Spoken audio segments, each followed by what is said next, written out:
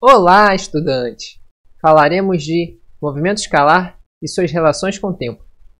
Também sugiro a vocês irem à descrição do vídeo para adquirir gratuitamente a apresentação que utilizo nesse vídeo.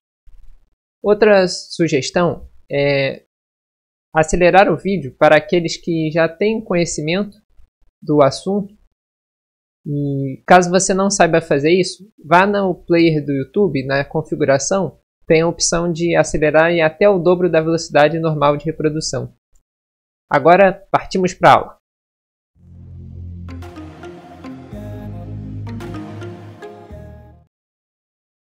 Se você está assistindo essa aula e não sabe definir espaço, tempo, referencial e deslocamento, recomendo retornar à aula anterior, na qual eu defino o que são esses 4 conhecimentos e conceitos. Agora vamos tratar desta aula. Ela envolverá os movimentos relativos, que dependem de um referencial para serem descritos, a velocidade e aceleração nos movimentos retilíneos uniformemente variados, as funções horárias, que vamos extrair da interpretação dos pontos no gráfico. A equação de Torricelli, a gente até brinca que não tem o tempo nela, mas mesmo que esteja implícito, eu vou mostrar da onde o tempo se esconde. E por fim, vamos tratar da conversão de km por hora em metros por segundo. Então vamos embora. Vocês acreditam estarem parados ou em movimento? Esses bonequinhos estão aqui para mostrar que dependem. Depende se você está usando o referencial da sua casa, da cadeira onde você pode estar sentado, ou de um espaço aberto onde você está vendo o céu. Vocês sabem o movimento da Terra de rotação, em que a gente descreve um dia ao longo das 24 horas. E para você ter uma ideia, esse bonequinho que está na linha do Equador está rodando em relação ao centro da Terra. E aí esses outros bonequinhos que estão no eixo de rotação, acima e abaixo desse centro, ele tem uma diferença de 1.700 km por hora. A diferença que isso traz para a gente é que enquanto a gente aqui no meio da Terra tem dias de sol nascendo, sol se pondo, quem está nos polos vê essa variação apenas nas estações do ano. E por falar nisso, não é o único movimento que a gente está fazendo agora, independente de onde você esteja. Pelo menos para quem está na Terra, né? Aqui temos o movimento de translação, em que a Terra dá uma volta ao redor do Sol em um período de um ano. E esse movimento ele leva uma média de velocidade de 100.000 km por hora. Tá achando pouco? Então espera só. Se não bastasse o movimento de rotação e translação, ainda tem outro movimento, o que o Sistema Solar faz em torno do centro da nossa galáxia, a Via Láctea. Esse movimento em formato de carrossel, ele é visto do centro da galáxia a uma taxa de 800.000 km por hora. Ai meu Deus do céu! Já pensou se a gente bater?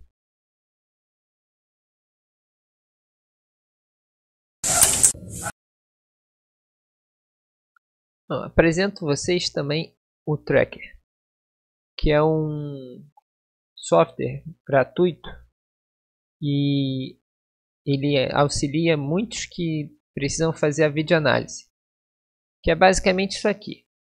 A gente coloca o vídeo que eu mostrei para vocês em velocidade normal a uma velocidade reduzida E com isso a gente vai marcando os diversos pontos em cada quadro por segundo. Assim é possível a gente fazer a estimativa de quanto ele se movimentou e a que velocidade, a aceleração e tudo mais. Eu quero destacar que esse aqui foi o primeiro trecho que eu coloquei lá no vídeo. E nele a gente vê um movimento dessa tampinha vermelha quase estático, né? Ele tem um pouquíssimo movimento ao longo do circuito. A única coisa que ele varia mesmo é a altura que está caindo aqui do suporte. Só para vocês terem uma ideia, para filmar isso, eu coloquei um pedacinho de chapa de metal e essa chapa aqui com o ímã atraindo essa chapa dentro da tampinha. À medida que essa chapa passa próximo de um outro ímã, tá vendo? A chapa está aqui, a chapa sumiu, porque ela foi atraída por um ímã que tem nessa antena aqui. E daí em diante, a tampinha passa a cair.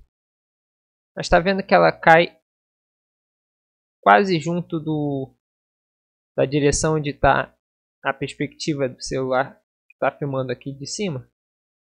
Porque eles estavam se movendo ao longo da mesma plataforma. Enquanto que esse outra perspectiva aqui, eu filmei de um referencial estático, em repouso. Assim, é possível ver o real movimento que a tampinha e a plataforma fizeram até que a tampinha caiu aqui no tampão onde eu apoiei os equipamentos para filmar isso. Depois a gente vai ver outro movimento em que eu vou mostrar os números, né, os valores de deslocamento. Aqui foi mais para dar uma noção a vocês de como a gente muda a velocidade dependendo do referencial e da nossa perspectiva.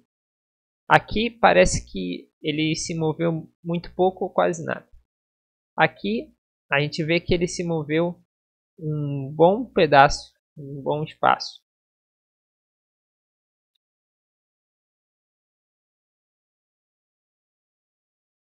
O que vocês entendem por essa questão? Estimar o quanto um corpo pontiforme se move num espaço de tempo. Bom, por que pontiforme?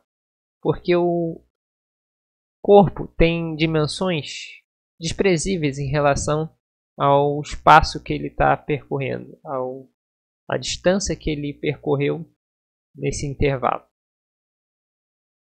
Então, se o corpo tem dimensões muito pequenas, que não são consideráveis para o nosso cálculo, a gente chama de um ponto, um pontiforme, um objeto pontual.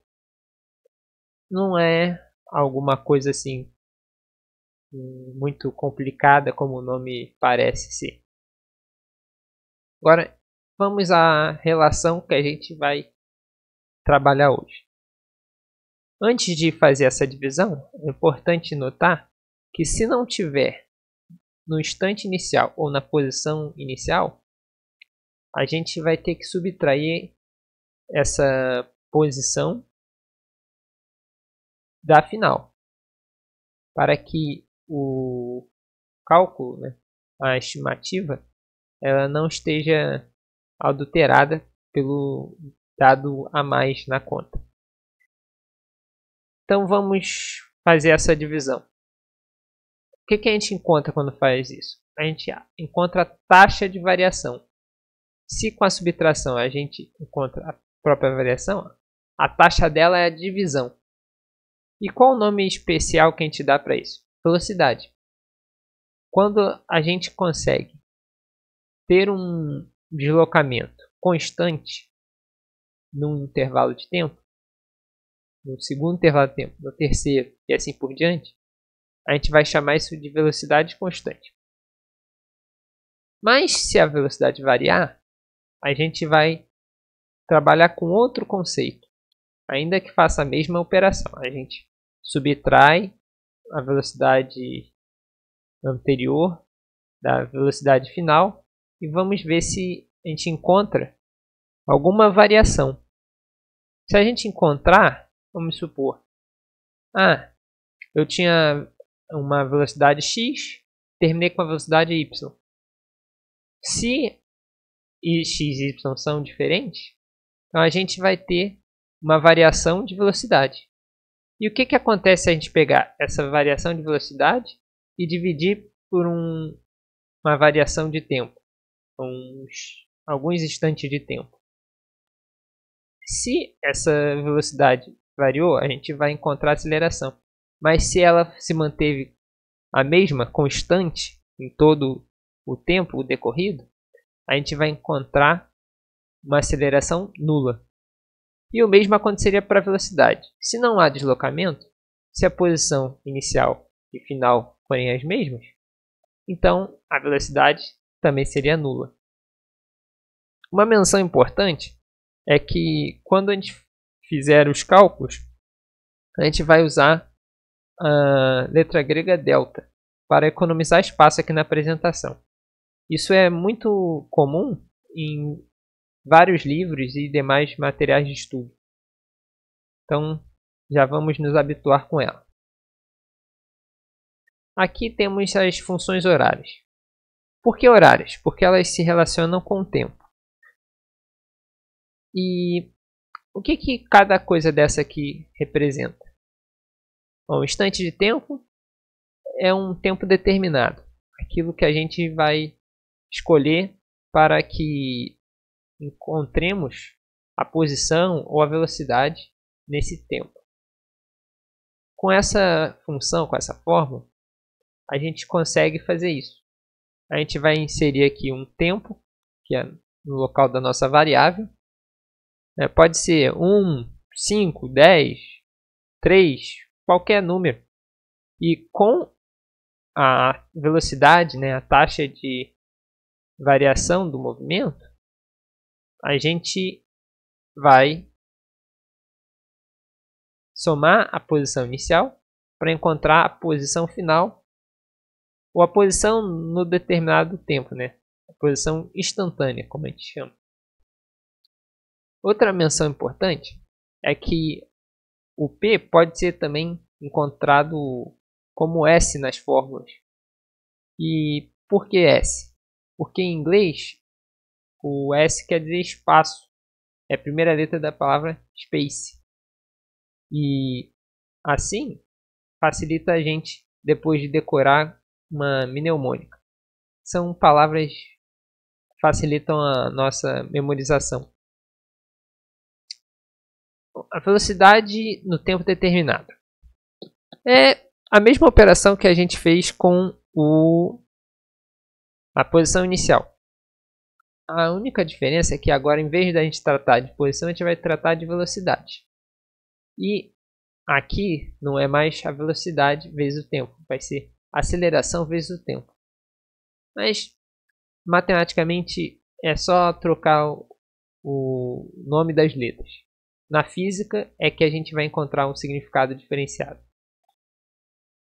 E aqui, na última, a gente vai juntar as duas, vai unir as funções para encontrar uma dada aceleração, a gente consegue encontrar a posição final. A mesma coisa aqui são as variáveis. Isso aqui é uma função de segundo grau. Ela vai parecer muito com uma função de parábola. E para decorar essas coisas todas, nós vamos usar isso aqui. Vocês já ouviram falar do sorvete e sorvetão? Pois então, aqui está o sorvete S0, ou para facilitar a nossa vida, SOVT, ou sorvete. Parece até um pouco bobo, mas me ajuda a decorar, e a outros também. Aqui temos uma melhor ainda. Alguns chamam de sorvetão, eu prefiro chamar de sorveta tem metade do quadrado. Prestem atenção, aqui é um A de aceleração, então não vai ser sorvete, vai ser sorveta. Tem metade do quadrado, tempo dividido por 2 e também ao quadrado. Não se esqueçam que a gente faz primeiro o quadrado para depois dividir. Lembra-se da ordem. Esse é o GeoGebra, um software gratuito e que facilita a nossa compreensão de como as funções são representadas graficamente. Ou vice-versa, se você pegar pontos e querer achar a função que eles descrevem. Eu já tinha marcado aqui esses 4 pontos, onde a gente vai descobrir como que isso vai gerar uma função, usando aquela operação que eu mostrei da velocidade e da aceleração. Bom, se isso aqui for o deslocamento, e eu chamo a atenção para vocês de que o gráfico ele pode não estar com os eixos iguais, estarem em proporções diferentes. Por isso eu vou alterar a configuração aqui para a gente poder visualizar como isso interfere. Por exemplo, se o eixo do Y tiver com o dobro da proporção do eixo X, então o que era 1 vai bater no 2, o que era o 3 vai sumir, o que era o 4 está batendo onde ficava o 2 antes. Isso, se a gente não observar, pode fazer a gente errar a conta. Então, já chamo logo a atenção para vocês em relação a isso. Agora eu vou voltar para a proporção original, para a gente começar do mais fácil. Só queria alertar logo a vocês, porque lá na frente a gente ainda vai ter mais coisas, e se cometer um erro simples desse, a gente pode botar todo o nosso trabalho a perder. Então vamos fazer o cálculo de que velocidade isso aqui está nos indicando. Se isso aqui é o deslocamento, isso aqui é o tempo, então a gente vai fazer a diferença de quanto ele se deslocou até o final do movimento, nesse espaço de tempo aqui, que compreende do 1 aos 5 segundos. Então a gente vai descobrir quanto que isso se deslocou em quanto tempo. Então, se a gente subtrai o 1 do 4, a gente vai encontrar que ele se deslocou 3. 3 o quê? Pode ser quilômetro, pode ser metro. Aqui eu não tenho como colocar as unidades que eu estou trabalhando. Então eu vou escolher arbitrariamente em metro por segundo, por exemplo. Aí a gente encontrou que aqui ele se deslocou 3 e aqui ele levou 3 segundos para se movimentar esse trecho todo. Então, a gente vai dividir o 3 pelo 3, vai encontrar que é igual a 1. E olha só o que aparece quando a gente coloca a reta dizendo que o x é igual ao y. Então a proporção é de 1 para 1. A cada 1 segundo ele vai se deslocar 1 metro.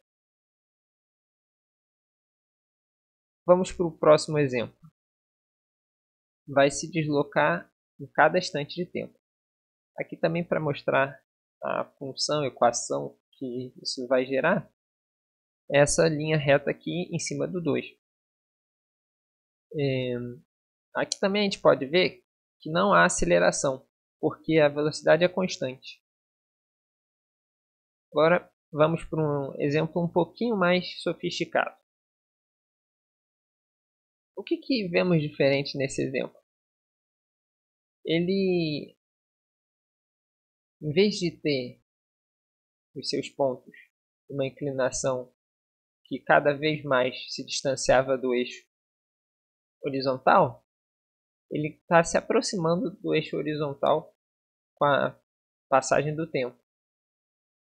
Até que, em um dado instante, ele vai sair do positivo e vai dar ré. Se isso aqui for o deslocamento pelo tempo, então ele vai passar pela origem e vai andar para trás. E é justamente isso que a gente vai encontrar a diferença dos exemplos anteriores. Se fosse um carrinho descendo aqui essa linha, então ele estaria, à medida que o tempo vai passando, descendo. Enquanto que, se a gente for usar o exemplo anterior, lá o primeiro exemplo, com o passar do tempo, ele vai subindo. Isso é importante a gente reconhecer quando vê alguma função que é decrescente, porque a gente vai ter que colocar um sinalzinho especial nele, um sinal de menos, onde tiver a variável. E agora vamos calcular como que ele está deslocando. Por que está aparecendo esse 2 aqui? Será que é o coeficiente angular dessa função? Vamos calcular para ver. Então eu tenho aqui 6 e aqui 0. 0 na horizontal é o instante inicial. Então a gente vai subtrair a posição no momento inicial, que é 6, da posição inicial. Então, se eu tenho 0 como posição inicial, subtraído de 6, eu vou ter menos 6 em 3 segundos de variação, de intervalo de tempo. O que isso vai querer dizer? Se a gente tem uma variação de 6 para 0 em 3 segundos, então a gente tem menos 2 metros por segundo. Então aqui ele vai estar no... Se ele estava na posição 6, quando der o primeiro segundo, ele vai para a posição 4. Se ele estava na posição 4, quando der o segundo, a gente vai para a posição de 2. E por fim, quando tiver 3 segundos, ele vai chegar na posição 0. Por ser um movimento retrógrado, ele vai ter que aparecer esse sinalzinho de menos que no coeficiente angular da variável que vai ser o nosso deslocamento pelo tempo. E outra questãozinha também. Diferente dos outros, que eu comecei o movimento a partir do 0, esse caso a gente vai colocar uma constante, que é onde ele cruza o eixo vertical. Por que essa constante aqui? Porque se ele tivesse na posição inicial, a reta ia cortar aqui, ó, onde está passando o mouse. Mas como ele está deslocado 6 unidades para cima, a gente tem que colocar o mais 6. Vamos para o próximo exemplo e último que a gente vai realmente calcular. Quero mostrar uma coisa muito interessante para vocês. A gente, só com o gráfico da velocidade, e eu destaco a velocidade, é necessariamente o eixo vertical para que isso funcione. Se for deslocamento, não vai dar certo e aceleração também não. Mas vamos voltar aqui à explicação. Se a gente tem o gráfico da velocidade, onde o coeficiente angular, né, a aceleração que vai ter da reta sobre esses pontos, vai ser constante, então a gente não vai ter uma curva, a gente consegue encontrar a aceleração e o deslocamento, ainda a velocidade, tudo no mesmo gráfico. Olha que legal. Para isso, a gente vai fazer o seguinte. A gente, primeiro, para encontrar a aceleração. Se isso aqui for a velocidade de 1 metro por segundo no instante 2, isso aqui for no instante 6, a velocidade de 9 metros por segundo, então a gente consegue calcular qual é a aceleração que teve esse objeto B aqui que eu estou chamando. Então vamos lá. Eu tenho a variação de 4 segundos e um deslocamento, uma variação de velocidade, aliás, final de deslocamento a gente só vai calcular daqui a pouco. É uma variação de 9 menos 1 igual a 8. A gente tem 8 velocidade variando dividido por 4 segundos que se passam dessa variação de velocidade. Então a gente vai encontrar que são 2 metros por segundo ao quadrado. E essa informação nos dá a aceleração que esse objeto está sendo submetido. Agora, outra questão é o deslocamento que esse objeto está fazendo. Como a velocidade é variável, a gente não pode simplesmente multiplicar. A gente precisa encontrar a área que é descrita a partir desse momento aqui, que é o primeiro que a gente tem registro, até esse momento aqui, onde é o último que a gente registrou. Eu vou fazer da seguinte forma. Se isso aqui for um retângulo, daqui até aqui é igual daqui até aqui, e as partes da base do retângulo são iguais também em cima e embaixo, tem como seus lados são iguais, então a gente vai fazer a multiplicação de 8 vezes 4, que é igual a 32. Só que eu não quero o retângulo inteiro, eu quero a metade dele, onde tem esse triângulo aqui, que foi o deslocamento desse objeto D. O que a gente vai fazer para encontrar esse triângulo? A gente vai dividir o retângulo por 2. Então, 32 dividido por 2 igual a 16. Aí encontramos que esse objeto percorreu uma distância de 16 metros em 4 segundos. Isso aqui não é nada mal, né? Tenta correr isso aí.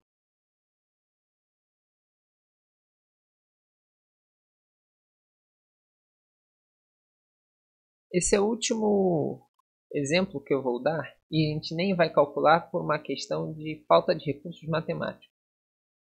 E isso depois a gente vai comentar melhor. Mas por enquanto eu quero que vocês reconheçam que se isso aqui for o deslocamento, então a gente pode ver que a velocidade não é constante. Por quê? Porque isso aqui é uma curva, né? Uma parábola. Então, a cada instante, por exemplo, se aqui ele variou menos de 1 metro, no segundo instante ele já variou mais de 1 metro. Tanto que ele conseguiu chegar até o 2 aqui. E no terceiro, então, aí foi acelerando absurdamente. Com isso, a gente tem dificuldade de calcular uma reta ou uma área disso aqui. Mas e se isso fosse a velocidade? Agora aí que não ia dar mesmo. Porque se a aceleração for curva, né, a gente não vai ter mesmo como calcular a área disso aqui. E a gente não consegue fazer muitos cálculos com o nível básico do ensino, até o ensino médio. Mas só a nível de curiosidade, quero mostrar para vocês que com o cálculo da integral, que a gente aprende em algumas faculdades, a gente vai poder achar essa área aqui e assim poder achar a velocidade e o deslocamento que esse objeto estaria descrevendo nesse gráfico.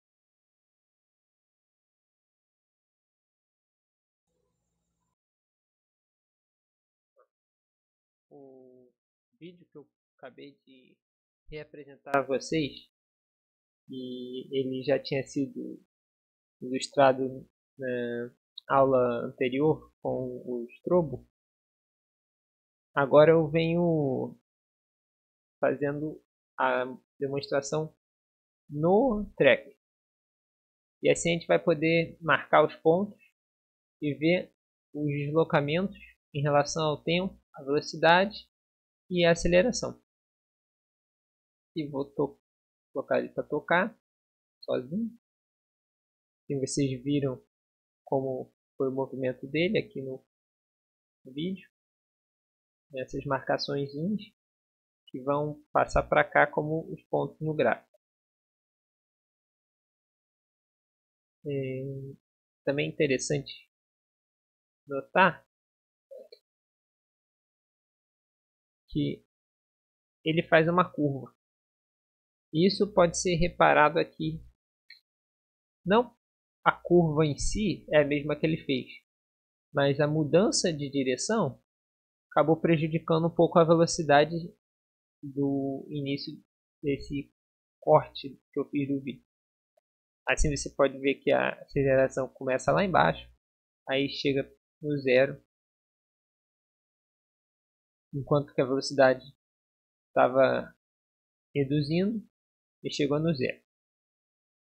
Aí depois disso, aparentemente ela se mantém constante por um trecho, depois começa a aumentar de novo. E aqui a gente também pode ver pelo deslocamento que ele saiu do 6, esse aqui era o ponto inicial, aqui, mais ou menos no 6, e aqui no 4. Então a gente vai acompanhando a mudança de posição dele até chegar no 8, onde ele acabou o movimento. Aqui é 5, 6, 7 e 8. Sobe, bateu lá. Agora a gente vai passar para a análise do gráfico e encontrar os valores que na função horária lá do sorveta tem metade do quadrado.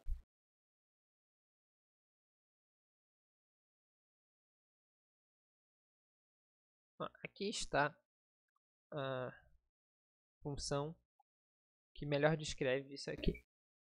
Se a gente tivesse colocado no linear, dá para ver que tem um erro maior.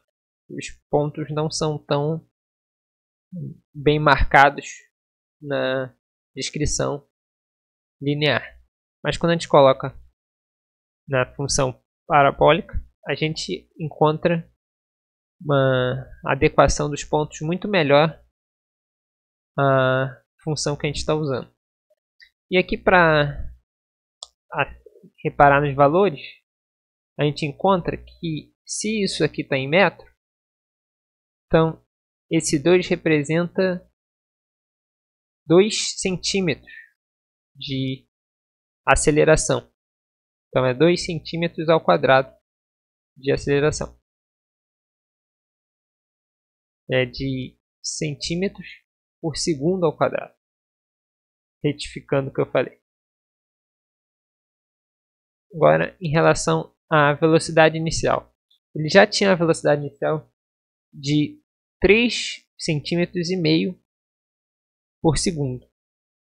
E ele saiu da posição quase 6 no instante inicial. Então ele já estava deslocado da origem 6 centímetros. Bom, essa é uma janela específica do tracker, caso você esteja estranhando ter mudado a janela. Mas é assim que a gente consegue visualizar melhor esses pontos e traçar a função que descreve da melhor forma. Agora voltando para a equação de Torricelli. É uma última equação aqui, uma fórmula que a gente vai ter que aprender para descrever os movimentos e relações de velocidade e tudo mais que a gente usa na cinemática nos MRUV. Aqui a gente vai ter a velocidade ao quadrado, a velocidade final. A gente tem a velocidade inicial. A gente tem 2 vezes a aceleração vezes a variação da posição ou o deslocamento. A gente ouve dizer, né, muitas vezes, que essa equação de Torricelli não tem o tempo. Ele está aqui dentro, só que precisa ser descoberto. Aí a gente reescreve substituindo a velocidade por aquelas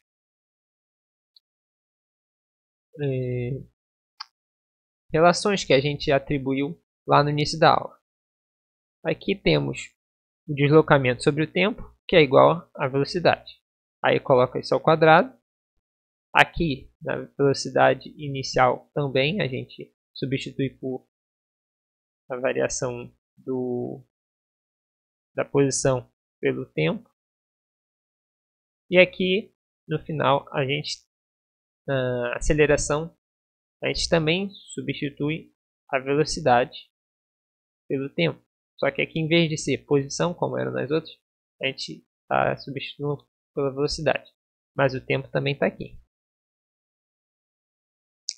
Então, com isso, eu espero mostrar a vocês que às vezes é necessário a gente fazer as substituições, manipulações algébricas, mas esses conceitos todos estão interconectados. Agora vamos para os exemplos. Isso aqui é uma questão um tanto antiga, mas ainda é muito útil para o nosso estudo. Ela trata do movimento das placas tectônicas e que pergunta qual é a velocidade média que ocorreu durante 120 milhões de anos de afastamento desse continente. Então, ele menciona que a cidade de Buenos Aires e Cidade do Cabo, que uma estaria aqui na América do Sul, a outra lá na África, mas em algum momento estavam em contato lá no passado.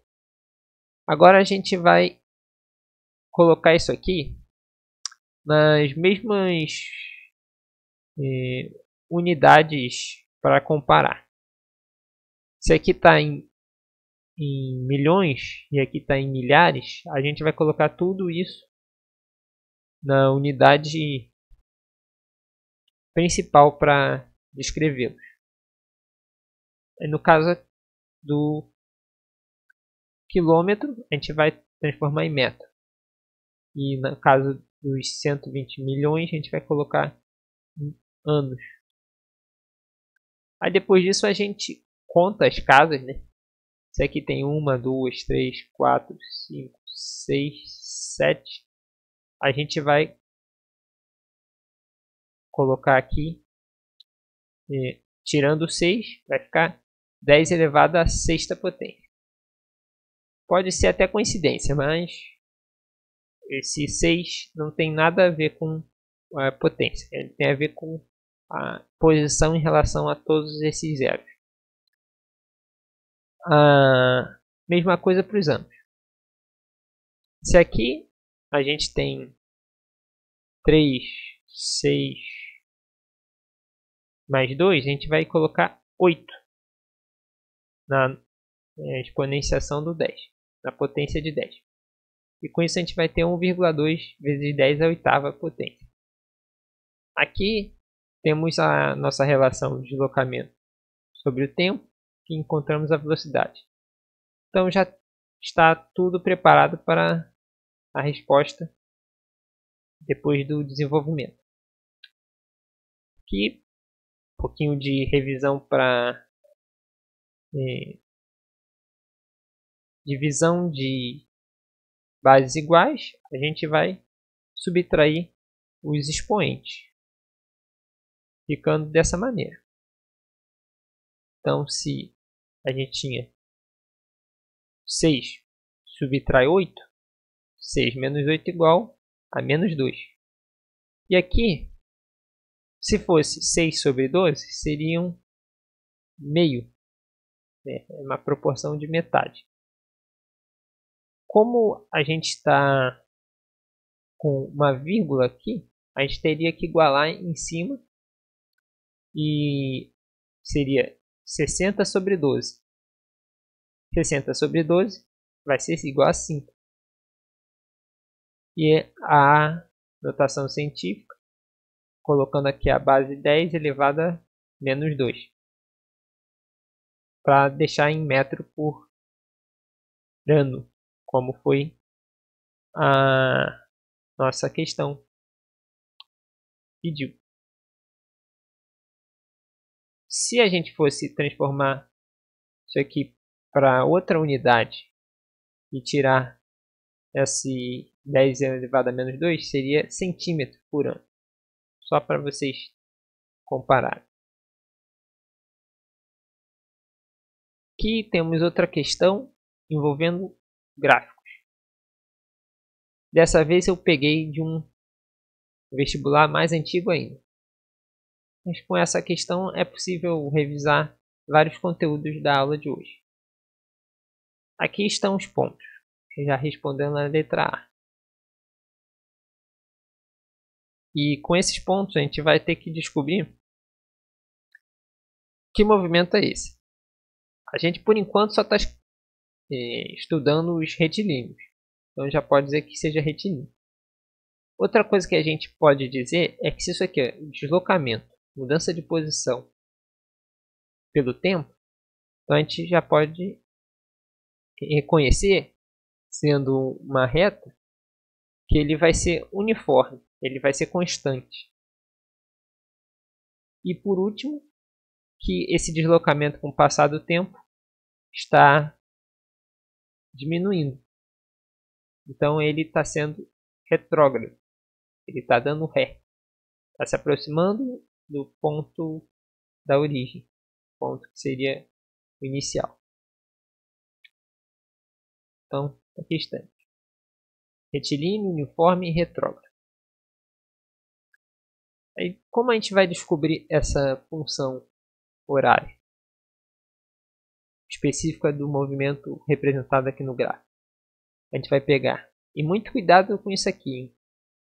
Como eu tinha explicado antes, a gente tem que prestar atenção na descrição do que esse eixo vertical está dizendo e se as escalas têm os mesmos proporções, as mesmas proporções, e a gente verifica que não tem, porque onde está 1 está batendo no 5, onde está o 2 está batendo no 10 e por aí vai. Então a gente tem que tomar esse cuidado na hora de calcular a função aqui, a velocidade, já que os eixos têm proporções diferentes. A escala deles são diferentes. Mas tem 25 menos 5 sobre 4 menos 0. Então a gente vai ter, na verdade, 25 menos 5, 20 sobre 4, 5.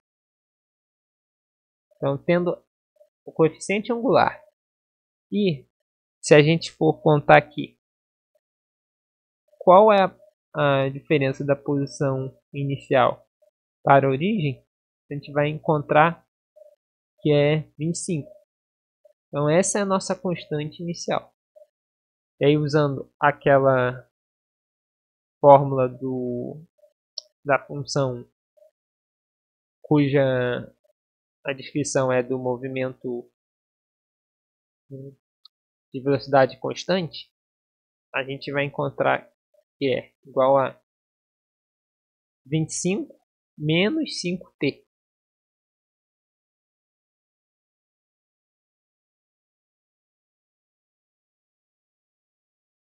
E aqui temos essa função bem descrita.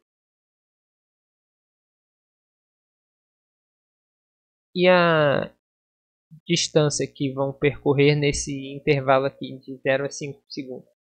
A gente vai jogar aqui dentro.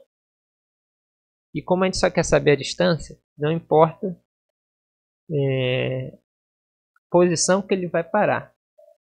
A gente só quer saber o módulo disso aqui. Então, fazendo o módulo, a gente vai encontrar que 5 vezes menos 5 é igual a menos 25. Só que, como é módulo, a gente vai encontrar a distância positiva. E assim a gente termina essa questão. Essa é uma questão onde a gente tem que prestar muita atenção para não cometer um erro bem comum, bem recorrente, que é de fazer a média das velocidades. Se a gente fizesse a média das velocidades, a gente ia encontrar um valor diferente da resposta certa. Então, só para a gente comparar, se for fazer a média entre 60 e 90, a gente vai somar e dividir por 2. Então vai dar 60 mais 90, 150. Dividido por 2, 75. Agora vamos fazer da forma certa e comparar os resultados no final. Aqui temos a relação da velocidade média, que é basicamente você pegar a variação do deslocamento sobre a variação do tempo. Só que nesse caso da velocidade média são a variação total e o tempo total. Aí só para a gente dar uma arrumadinha, a gente manipula alguns lados da equação para, aqui no caso, a gente quer tirar o tempo do denominador. Então a gente vai multiplicar pelos dois lados e cortar esses dois fatores aqui. Tendo feito isso, a gente jogou o tempo para o lado da velocidade média, ficando só com a posição de um dos lados. Depois disso, a gente dividiu pelos dois lados a velocidade média.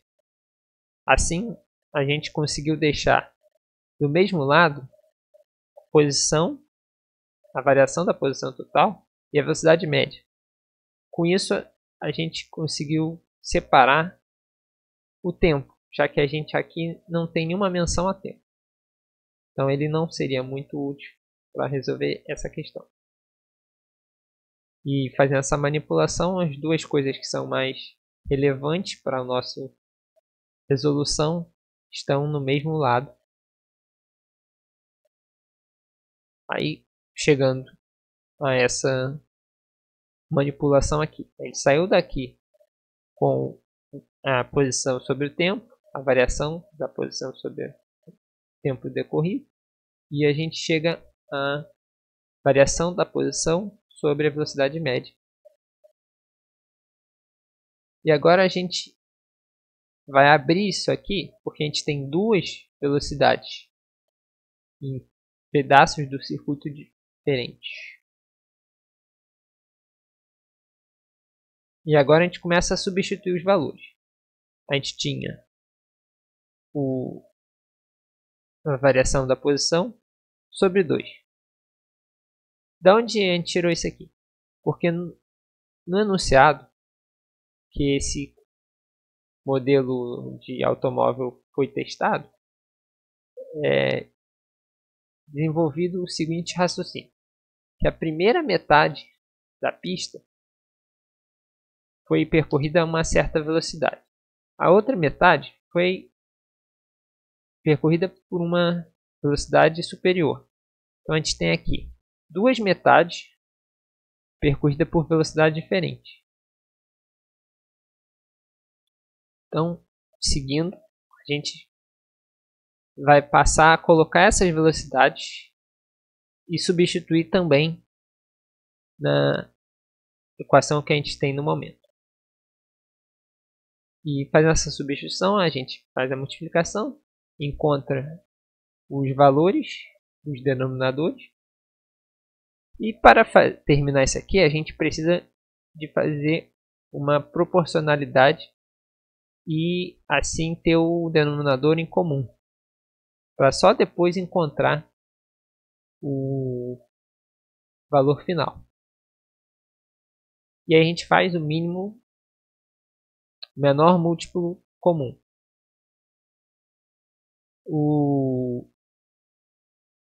A variação da posição 1 sobre 120 multiplicado por 3. Por que 3? Porque se a gente encontrar o menor múltiplo comum como 360, a gente precisa descobrir que número multiplicando 120 vai dar 360. A gente descobre que é o 3. Mesma coisa com 180. A gente descobre que para ele chegar a 360 tem que multiplicar por 2. Aí a gente joga isso para os numeradores e então consegue fazer a soma normalmente. E encontramos que é 5 sobre 360. Dá para dividir por 5 em cima e embaixo, então a gente simplifica. E finalmente encontramos a velocidade média desse percurso total. Como não tem espaço, eu nem vou arrumar isso aqui. Já chegamos ao valor que era necessário para responder a questão. Mas se vocês lembram, a nossa média das velocidades tinha dado 75. E a velocidade média deu 72. Portanto, a gente precisa tomar esse cuidado para não responder erroneamente. E o último exemplo, a gente vai tratar da aceleração com a equação de Torricelli.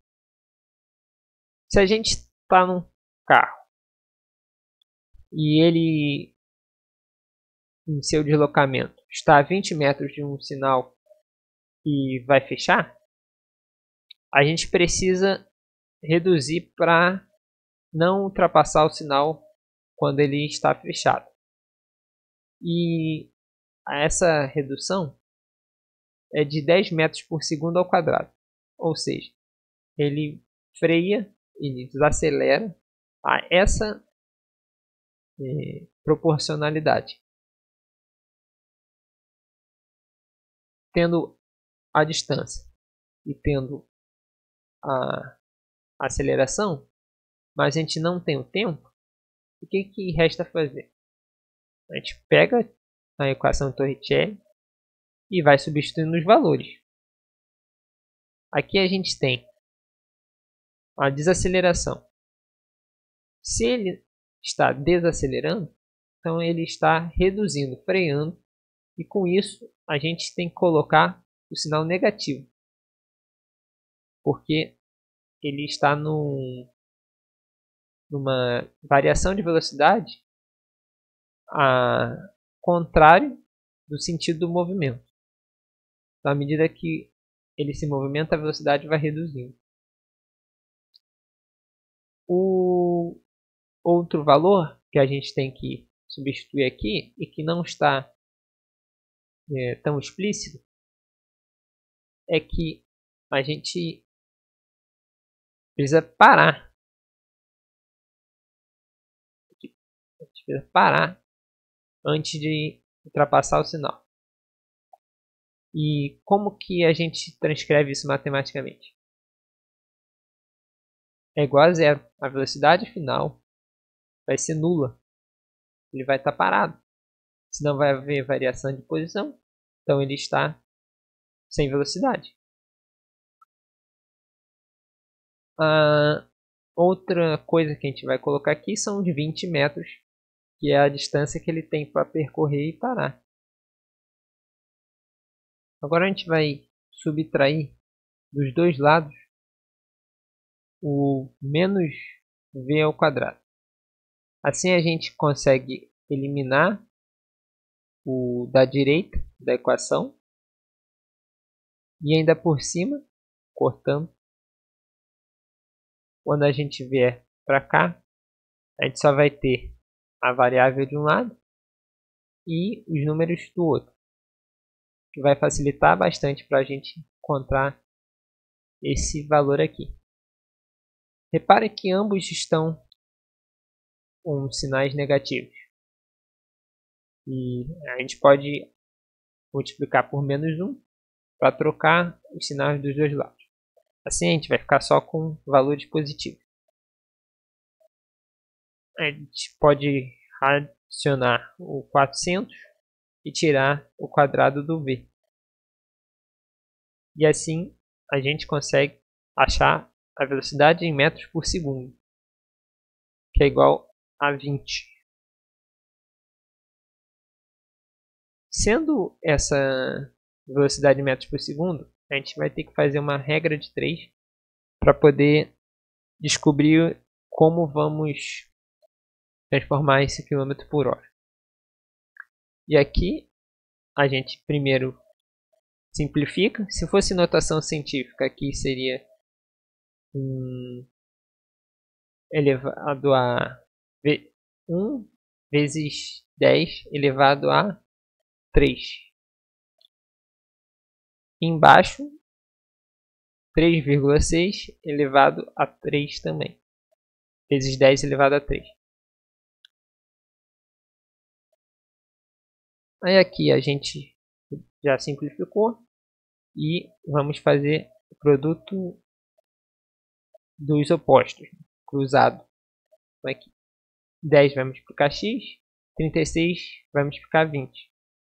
Se fosse um caso de abrir isso aqui, né, da mesma forma como eu vinha fazendo antes, e multiplicar o 36 dos dois lados para cortar, assim como o x também. Ia multiplicar dos dois lados para poder cortar. E assim ficaria desse jeito. Depois de você multiplicar o 10 pelo x e o 36 por 20. Aí agora a gente divide tudo por 10. Assim corta os zeros. E encontramos que é 72 km por hora. Coincidência ou não, é o mesmo valor da questão anterior. Mas daria para fazer de uma forma mais rápida. Se a gente pegasse direto o 20 metros por segundo e multiplicasse por 3,6, a gente já encontraria o 72 de forma instantânea. Com isso eu encerro essa aula e desejo a vocês bons estudos.